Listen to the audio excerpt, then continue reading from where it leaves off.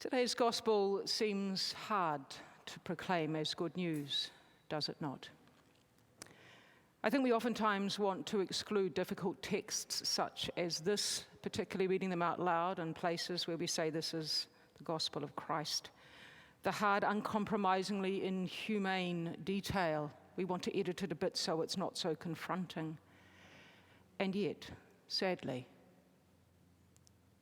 the hard bits we read about continue to be made real in the life of our world. If God is with us, as we say, this means in all of life.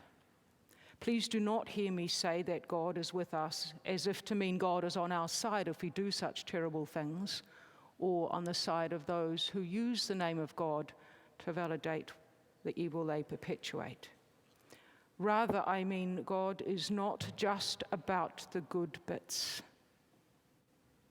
but is present in and to all of creation, in and to all the choices we humans choose to make. In today's gospel, we hear Matthew's continuing narrative of the early life, the baby life of Jesus. We hear that Mary and Joseph flee Egypt, and they flee the wrath of Herod, a wrath that results in the terrible massacre of innocent children. Later we hear Joseph is urged to enter Israel. For political reasons, however, he decides to settle instead in Nazareth in the area of Galilee. All this, according to Matthew, in order to fulfill the prophetic predictions about the coming Messiah that are made by and for the Jewish people. Joseph and Mary, we hear, protect and nurture this fledgling life of God in the world. They need to provide a safe environment for this life to grow in strength and nurture, for it to mature, for it's precarious and vulnerable to the powers of the world, this life of God. Now, you and I may not live in a context where we are under the threat of life, under the threat of persecution for our faith. It does not loom near to us. And yet, to live as a person of faith, especially to do this overtly, can make us experience a certain vulnerability. The smallness of difference our faith seems to make in the face of a world that, largely speaking, does not hold the vision of a world where each person is equally valued, does not even conceive perhaps of the idea that our greatest potential comes to fruition as we allow ourselves to be opened to God and to be transformed by God. As today's gospel illustrates, this experience of being vulnerable with faith in a world that is as it is not new. Those who have power and influence in our societies dominate at the cost of others and will often use any means at their control to retain control. And yet, they die, just as did Herod, and their influence passes. None of us live just to ourselves. I think most of us understand that we act and have purpose in some sort of continuity with what has been. How we contribute to and become part of what has been determines what it is that gets perpetuated.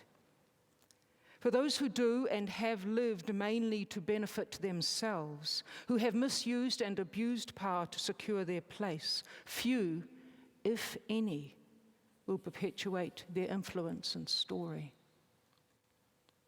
By contrast, we are still telling this strange Christmas tale.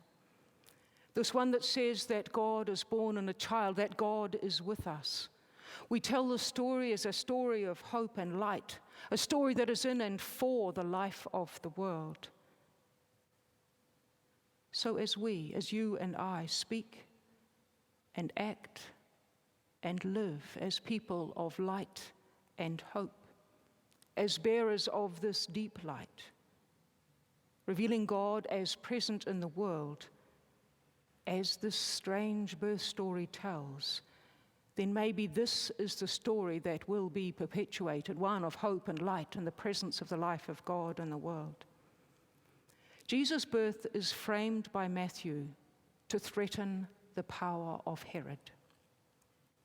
We see this because Herod orders the massacre of children. But seriously, what threat did Jesus pose?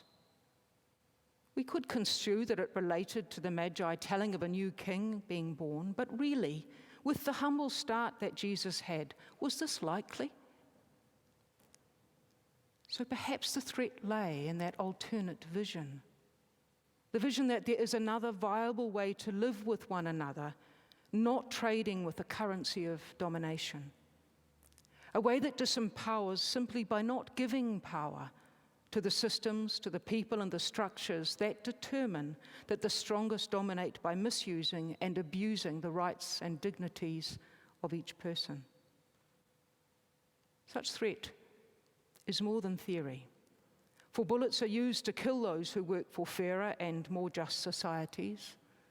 Cast your mind back through history, the Benazir Bhuttos, the Martin Luther Kings, the Gandhis. To silence those who stand against and speak against evident injustice.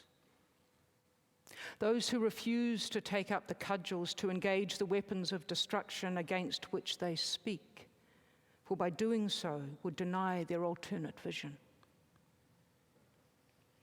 But it is their silenced voices that echo in the hearts and in the minds of people throughout the world. It is their silenced voices that echo a deep truth in their and in our hearts, that in our humanity we are not so far from one another, that what separates and divides us is of our own making, and it is not intrinsic to our existence. But the echo of those silenced voices can soon fade, and we can step away, and we see once again only the differences that separate us. But proclaiming the story of a special birth that says God is with us, proclaiming there is a way to walk and to be, is to proclaim the way of incarnation. And those who come and hang out in places like this and listen for a time say that we are joining this way. Our voices are joining with the voices of others through time that sound that heart echo that is common to our humanity. I want to finish with the story of incarnation. I know I've told it here before. Actually, we tell it in the Bible.